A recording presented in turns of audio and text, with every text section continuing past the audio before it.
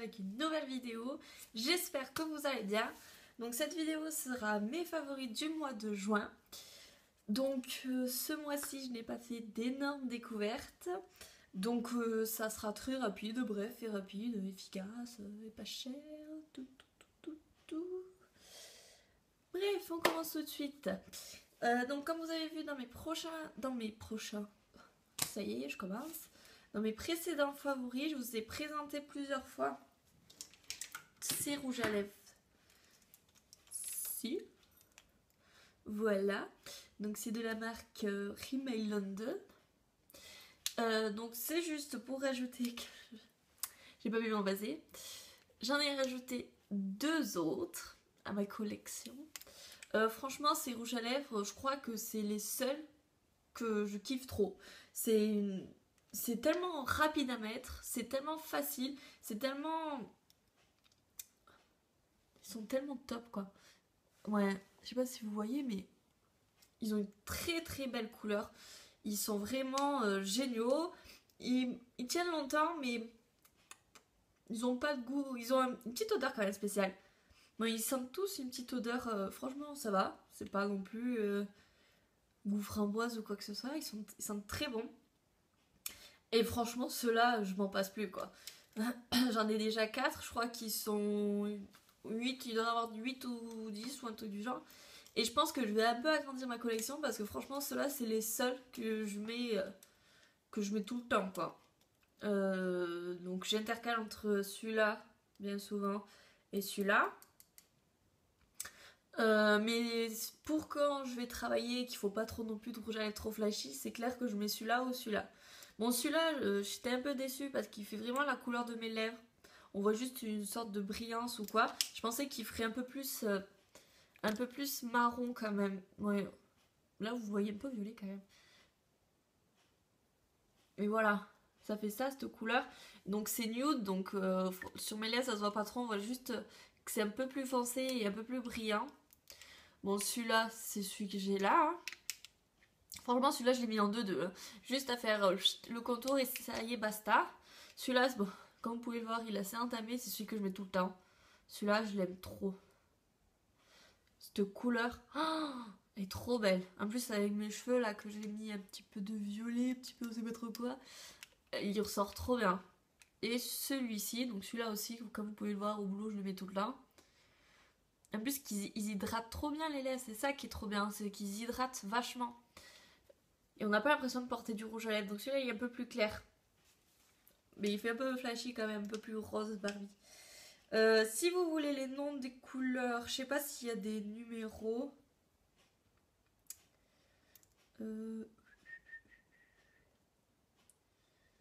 Non. Ah si. Alors celui-là, c'est le numéro 2213. Celui-là. Ah non, c'est pas les numéros. Parce que 2213, ils sont partout. Non, en fait, ils ont pas de numéro. Hein. En tout cas, ils coûtent pas cher en commerce. Ils coûtent dans les 7,90€, un truc du genre. Donc c'est vraiment pas cher. Ça a une tenue trop bien. Et franchement, ils hydratent vachement. Donc je vous montre les couleurs de plus près. Je sais pas si vous verrez trop bien comme il faut. Sur les lèvres, ils sont vraiment... Franchement, c'est une belle découverte de les avoir découverts. Et je crois qu'ils sont nouveaux en plus, c'est pour ça. Qu'est-ce qu'il y a de marqué? Bonne couleur intense, longue tenue. Donc c'est tout à fait ça. Franchement, ils tiennent vachement bien. J'en suis trop contente. Donc je pense que je vais racheter parce qu'il y a un violet qui me plaît. Donc je pense que je vais y retourner pour acheter le violet. Et il y avait une espèce de rouge, mais pas au rouge aussi pétard foncé. Il est un peu plus clair, un peu plus discret. Donc je pense que je vais craquer aussi. Donc ça, c'est fait. Pour rester dans le maquillage, j'ai découvert ceci.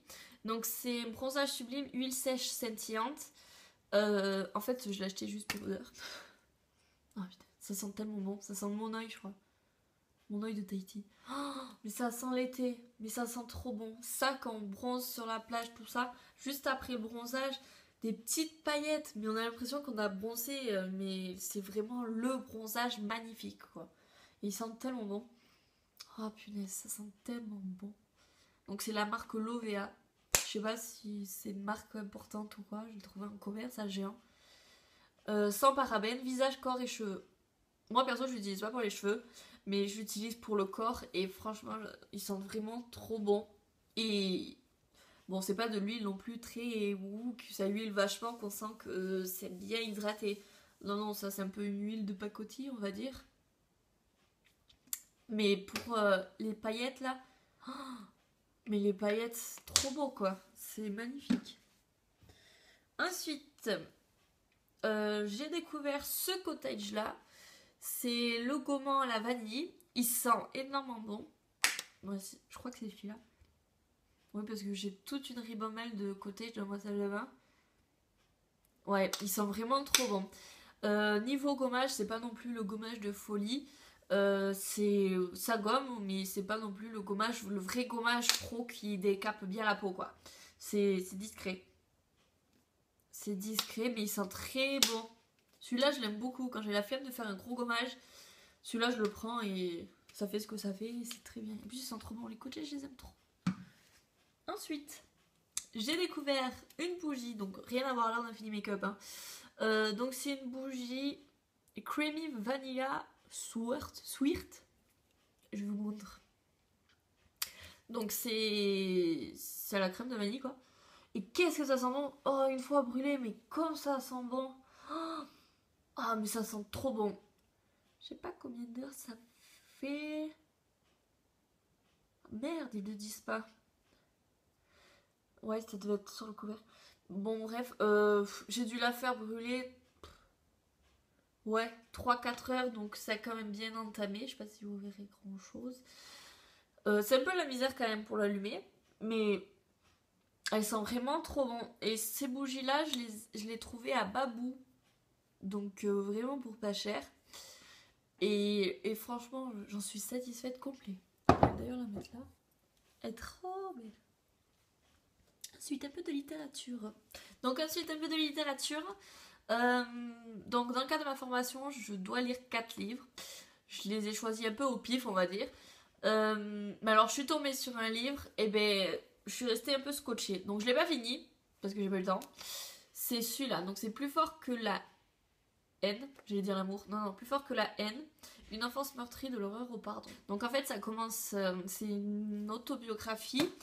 Ça commence quand... Donc je vais pas vous raconter l'histoire, mais ça commence juste à partir du moment où donc l'auteur, il se fait frapper par son père à l'âge de 3 ans. Donc ça veut dire que de 3 ans jusqu'à... Je l'ai pas encore fini, donc je sais pas jusqu'à quel âge. Il va nous décrire en fait sa vie, toutes les galères. Mais alors, il y a des galères, mais c'est inimaginable ce qu'il a pu subir. Donc franchement, je lui tire mon chapeau parce que pour s'en sortir avec tout ce qu'il a fait, eh ben, je suis restée scotchée. Donc il est très très prenant. Franchement, il est très prenant. En l'espace de peu de temps, j'ai presque fini de le lire. En fait, moi, ce que j'ai ressenti, c'est que franchement, notre vie à côté, eh ben, c'est du luxe, quoi. Ouais. Après, voilà, c'est chacun perso, donc il y en a qui galèrent ou quoi que ce soit. Mais de lire un livre comme ça, aussi touchant, aussi mouvant, je suis restée baba. Je suis restée franchement sur le cul. Et franchement, il est très prenant, donc plus on va dans les chapitres, plus il raconte et détaille sa vie, et plus on veut savoir mais comment il va faire pour s'en sortir. Donc là, je n'ai pas fini de le lire, donc il faut que je le lise. Alors attendez, je vais peut-être vous trouver un petit passage. Voilà, donc je vais juste vous lire là derrière, hein. Juste un petit peu. Donc Tim est une mauvaise graine, abandonné par sa mère et battu à mort par son père, il devient à 5 ans un enfant de l'assistance. De famille d'accueil en maison de correction, de brutalité en humiliation, il apprend la violence et la haine. Pourtant, son immense soif de liberté et d'amour l'entraînera dans les rues de Paris, au hasard des rencontres, à la recherche d'une humanité perdue et d'un accès au bonheur. Poignant témoignage d'une enfance dévastée, cet ouvrage est aussi un magnifique éloge de l'amour, du pardon et de la vie. Donc voilà, j'ai plus rien à dire, franchement, je le conseille fortement celui-là. Tandis que les autres que j'ai lus, c'était moyen. Moi j'aime bien ce genre de livre. perso. Bon, on continue. Donc c'est le dernier. Donc ça n'a rien à voir, c'est question bouffe. À l'approche de l'été, on commence à faire des grillades ou des trucs du genre. Sauf qu'il faut pas oublier qu'avec les grillades, il faut quand même manger un petit peu de légumes, un petit peu de fruits qui rafraîchit.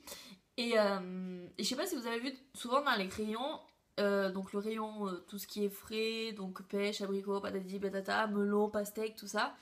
Il y a différentes variétés de melons. Et en fait, je les ai tous testés, les melons. Et le seul que j'ai retenu qui est vraiment délicieux, mais truc de fou. Donc, faut aimer le sucré, parce que celui-là il est très sucré. C'est le melon Galia. J'ai pas l'air con de présenter un melon quand même. Bref, déjà, ils sont trop bons. Oh, mais c'est trop. Donc, celui-là, faut que je le mange ce soir. Il commence à. Ouais, faut que je le mange ce soir. Donc ça a la dimension à peu près du melon vert, pas du melon vert, le long là, le melon normal quoi. Mais celui-là est 2 fois plus sucré et 2 fois plus meilleur que l'autre. Et donc faut le choisir. Après vous choisissez comme vous choisissez l'autre melon. Hein. Mais de tous les melons que j'ai pu goûter, celui-là franchement c'est mon préféré. Il est sucré. Mais là je vois putain il est en train de pourrir. Non. Ils sont trop bons. Franchement, celui-là, c'est mon favori de l'été. Celui-là, je le prends en général quand je fais des apéros ou des trucs criades, tout ça. Franchement, celui-là, c'est celui que je prends en premier. Les autres, le melon vert et le melon jaune, les sodas allongés, là, en général, je les aime pas trop. Ils sont pas terribles. Donc, c'est où je prends le melon normal qui a l'intérieur orange.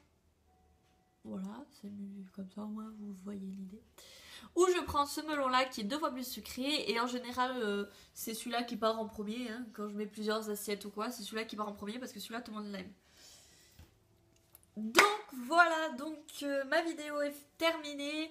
Mais finalement j'ai duré quand même longtemps pour si peu de produits. En tout cas je vous dis à bientôt pour une prochaine vidéo.